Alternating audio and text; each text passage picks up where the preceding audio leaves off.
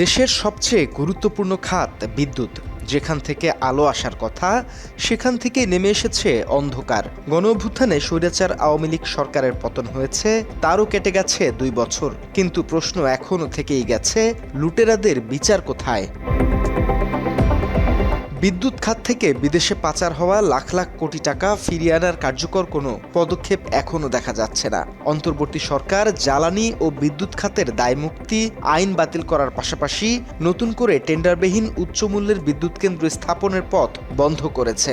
সেই সাথে আওয়ামী মাফিয়াদের এই খাতে লুটপাটের চিত্রও সামনে আনা হয়েছে বারবার, কিন্তু দায়ীদের বিরুদ্ধে ব্যবস্থা নিতে পারেনি ডক্টর ইউনূসের সরকার। অভিযোগ রয়েছে, উল্টো সরকারকে জিম্মি করে বিদ্যুৎ খাতের পূর্ণ নিয়ন্ত্রণ বজায় রেখেছে আওয়ামী সিন্ডিকেট।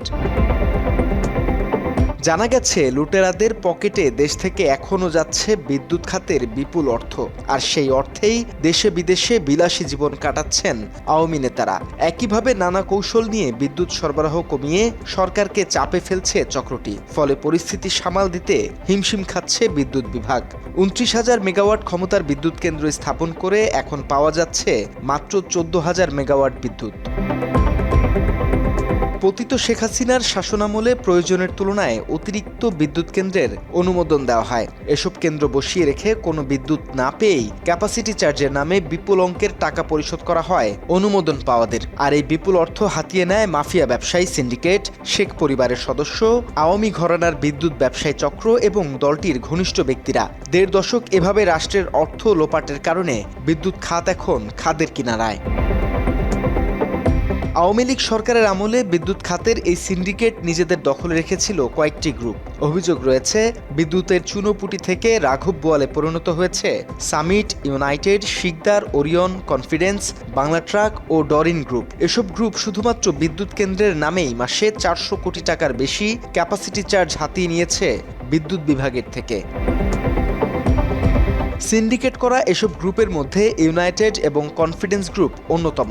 কয়েক বছর আগেই ইউনাইটেড গ্রুপের মালিকানাধীন ৭টি বিদ্যুৎ কেন্দ্রকে মাসে ক্যাপাসিটি চার্জ দিতে হয়েছে ১০৮ কোটি টাকা।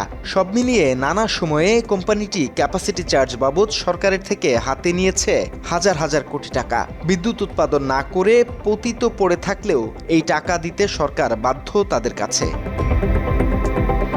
অন্যদিকে বাংলাদেশের ইন্ডিপেন্ডেন্ট পাওয়ার প্রডিউসার্স অ্যাসোসিয়েশনের বা বিপ্পার সভাপতি পদে ছিলেন কনফিডেন্স গ্রুপের মালিক ইমরান করিম। এই গ্রুপের রয়েছে ৩টি বিদ্যুৎ কেন্দ্র, বগুড়ায় ২টি এবং রংপুরে ১টি। প্রত্যেকটির উৎপাদন ক্ষমতা ১১৩ মেগাওয়াট করে। তেলভিত্তিক ওই ৩ বিদ্যুৎ কেন্দ্রের মাসিক ক্যাপাসিটি চার্জ ৩৬ কোটি ৯১ লাখ টাকা। ৩টির উৎপাদন ক্ষমতা একই হলেও চার্জের ব্যাপক তারতম্য রয়েছে। রংপুরের বিদ্যুৎ কেন্দ্রের জন্য মাসে ১১ কোটি ৭৭ লাখের কিছু বেশি টাকা দেয়া হলেও একই ক্ষমতার বগুড়া ইউনিট ২ এর জন্য দেয়া হয় ১৩ কোটি ২২ লাখের বেশি টাকা। কনফিডেন্স গ্রুপ বর্তমানে manufacturing, infrastructure, power generation, telecom, battery ও স্টোরেজ পাওয়ার সহ একাধিক ব্যবসা চালাচ্ছে। অভিযোগ রয়েছে, এসব গ্রুপের মাধ্যমে আওয়ামী লীগ এবং ভারতকে অবৈধভাবে নানা রকম সুযোগ সুবিধা দিচ্ছে confidence group. Telecom tower, rail, সেতু, প্রকৌশল কাঠামোর মতো বড় বড় প্রকল্প বাগিয়ে নিয়ে দেশের বাইরে অর্থ পাচার করার অভিযোগও রয়েছে তাদের বিরুদ্ধে। এছাড়া আওয়ামী লীগের নেতাদের বর্তমানে অর্থ সহায়তা, বঙ্গবন্ধু ট্রাস্টের নামে বিপুল অর্থ হাতিয়ে নেয়া এবং পরিচয় অ্যাপের মাধ্যমে পরোক্ষভাবে নাগরিকদের তথ্য পাচারের অভিযোগ রয়েছে কনফিডেন্স গ্রুপের বিরুদ্ধে। অনেকদিন ধরে আমরা চেষ্টা করতে করতে এখন এটা পাবলিক প্রাইভেট পার্টনারশিপে আজকে আমাদের আইসিটি মিনিস্ট্রি, আমরা খুবই আনন্দিত এই সার্ভিস আজকে বাংলাদেশে লঞ্চ করতে পেরে। মাত্র ৩০% টাকায় জমির মালিক হয়ে নতুন বাংলাদেশের গড়ে তোলার স্বপ্ন দেখা বাংলা বসতি। মূলত সিমেন্ট উৎপাদন, বিপণন ও বাজারজাতকরণ কনফিডেন্স গ্রুপের মূল ব্যবসা হলেও তাদের নিট মুনাফার বড় অংশই আসে বিদ্যুৎ উৎপাদনের ব্যবসা থেকে।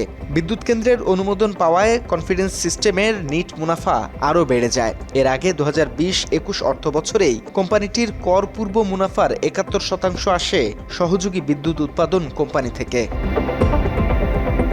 বিগত সময়ে বিদ্যুৎ খাতে মাফিয়াতন্ত্র কায়েম করা বিভিন্ন গ্রুপের বিরুদ্ধে তদন্ত করেছে দুর্নীতি দমন কমিশন বা দুদক। 2009 থেকে 2024 সাল পর্যন্ত অনুমোদন পাওয়া 158টি বিদ্যুৎ কেন্দ্রের নথি এর আগেই তলব করেছে তারা। কমিশনের চিঠিতে বিউবোর সাথে বিদ্যুৎ কেন্দ্রের সম্পাদিত চুক্তি, পাওয়ার পারচেজ এগ্রিমেন্ট, ইমপ্লিমেন্টেশন এগ্রিমেন্ট সহ সব চুক্তির নথি চাওয়া হয়। এছাড়া চুক্তির শর্ত অনুযায়ী বিদ্যুৎ কেন্দ্রগুলোর অনুকূলে পরিশোধ করার যাবতীয় বিল ও বকেয়া বিল সংক্রান্ত নথিসহ অন্যান্য যাবতীয় নথিও পর্যালোচনা করে দুদক।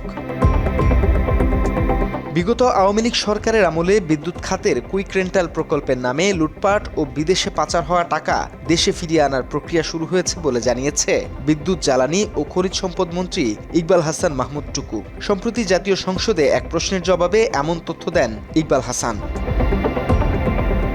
এসব অভিযোগ নিয়ে কনফিডেন্স এবং ইউনাইটেড গ্রুপের সাথে বারবার যোগাযোগ করলেও তাদের কোনো বক্তব্য পাওয়া যায়নি। বিদ্যুৎ খাতের এসব মাফিয়াদের কারণে জনগণের উপর চাপ বেড়েই চলেছে। ভর্তুকি, বাড়তি বিল আর সামনে আসছে নতুন মূল্যবৃদ্ধির আশঙ্কা। বিদ্যুৎ উৎপাদনের নামে যারা দেশের অর্থ লোপাট করেছে তাদের লাগাম টেনে ধরার পাশাপাশি দ্রুত আইনের মুখোমুখি করার দাবি সবার। তা না হলে বিদ্যুৎ খাত এই অন্ধকার গভীরেই থেকে যাবে।